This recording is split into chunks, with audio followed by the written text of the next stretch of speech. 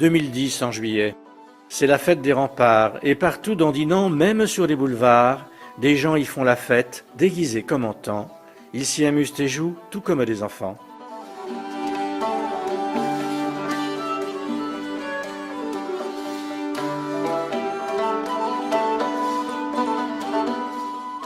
C'est peut-être légende. Certains vieux habitants disent que la fée des pierres revient tous les 2 ans pour montrer le passé à de jeunes enfants, les transportant soudain dans les siècles d'avant. L'imagination des enfants pendant ces jours de fête est fertile. Regardez celui-là. Il rêve des yeux. Il cherche dans la ville la jeune fée des pierres qu'il aimerait croiser.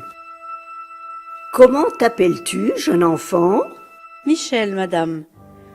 Êtes-vous la fée des pierres dont grand-mère me parlait si souvent? Mais non, je suis sorcière et on m'a enchaînée. Pendant de nombreux siècles, je suis restée enfermée. Qu'avez-vous fait, sorcière, pour mériter cela? Ce que mon roi voulait, je ne le voulais pas. Il semait la misère, la tristesse et la faim. Le pays de Dinan était privé de pain. De leur prison de pierre sont enfin délivrés mes pouvoirs magiques. Veux-tu en profiter? Tu pourras faire un vœu et je l'exaucerai.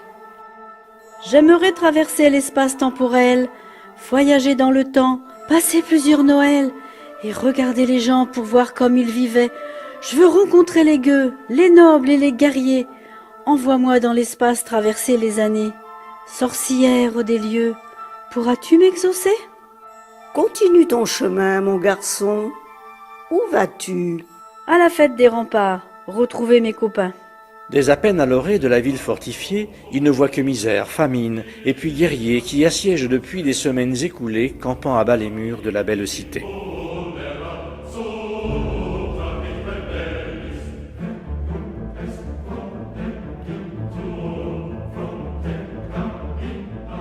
Je voudrais les aider, je veux être soldat, sur un cheval tout blanc, prince des chevaliers, pour délivrer ce peuple si longtemps affamé, lui apprendre à se battre et lui prêter mon bras.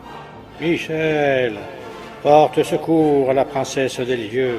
Courage, mon garçon, mêle-toi au combat. L'esprit te mènera au cœur de la bataille. C'est la dague magique qui guidera ton bras.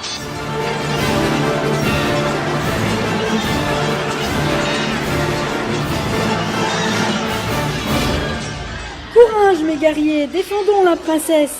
Nous devons à tout prix garder la forteresse. Il avance pas à pas à travers la bataille, emporté par l'armure, la dague et puis l'esprit. La dague se leva, baissa le pont-levis et enfin du château, pénétra les entrailles. Tout en haut de la tour, mon blason flotte encore. Défendu jour et nuit, il attend des renforts. Ces derniers n'arrivent pas. Mais auront-ils l'audace de délivrer le peuple d'un ennemi si coriace? Tristesse et misère envahissent le paysage. Aux yeux de la princesse, c'est un mauvais présage. Est-ce l'esprit du rêve ou le rêve de l'esprit qui fit soudain montrer la princesse envahie demander à l'enfant de sauver la cité? Lui qui n'avait que rêve de la réalité. Par devant le donjon, mes guerriers m'ont cloîtré. Garçon, je suis inquiète pour mes fidèles sujets. Sans cesse, je prie Dieu pour qu'il m'envoie une aide. Pour sauvegarder leur vie, je souhaite qu'il intercède. Je te nomme chevalier et te donne ma bague. Va, avec ton armure, ton esprit et ta dague, va délivrer mon peuple du joug de l'ennemi. Va libérer ma ville atteinte d'anémie.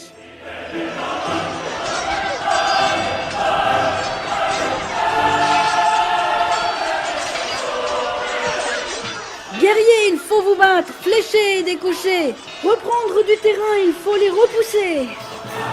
Ce voyant, l'assiégeant croyant partie gagnée redouble les attaques. Bataillant avec rage, il lâche d'un seul coup ses hordes de sauvages pour conquérir la ville et posséder les clés. À maintenir armée sur la ville intenable, on risque de laisser trop de morts sur le sable. Invitons l'ennemi à combattre en tournoi pour sauver la cité et tous ses villageois. Place! Laissez passage à la princesse.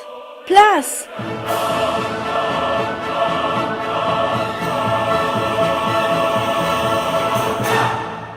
Entre en lice, assaillant, contre mon chevalier. Si tu obtiens victoire, te donnerai les clés de la ville de Dinan, la plus jolie cité. Ainsi, plus une goutte de sang ne sera versée. Si c'est mon chevalier qui emporte victoire, tu libéreras la ville que tu as encerclée. Tu guideras tes troupes vers une autre contrée, qu'elles aient levé le camp avant tombée du soir. Te voilà devenue raisonnable, princesse. De ton jeune chevalier ne ferai qu'une bouchée.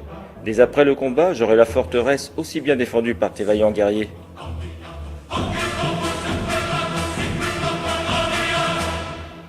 Les premiers tours de lice ne les touchent même pas. Acharnés qu'ils étaient à voir finir la guerre pour chercher la victoire à force de leurs bras, ils prirent leurs épées et mirent pied à terre.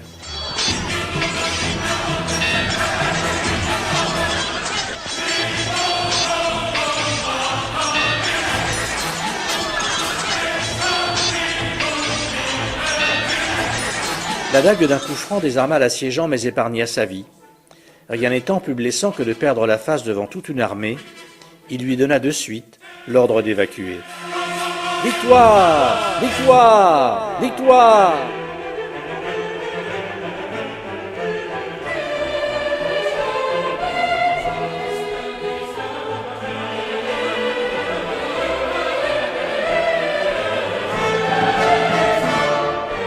Les regardant partir, l'enfant se rendit compte qu'il était entouré de gens de notre temps. Sans doute a-t-il rêvé, comme il fait si souvent, de ce glorieux passé. Mais il n'en a pas honte. Cherchant dans la cohue pour trouver ses copains, il croisa une femme. Il crut voir la princesse. Totalement étourdi dans une foule en liesse, il n'a pu résister et lui a pris la main. « Comment t'appelles-tu, jeune enfant ?» Michel, madame. Êtes-vous la fée des pierres dont grand-mère me parlait si souvent ? Elle ne répondit pas. Ils continuèrent chemin. Il la serrait bien fort, la main de cette fée, comme pour la remercier de l'avoir fait rêver, de l'avoir voyagé dans les temps si lointains.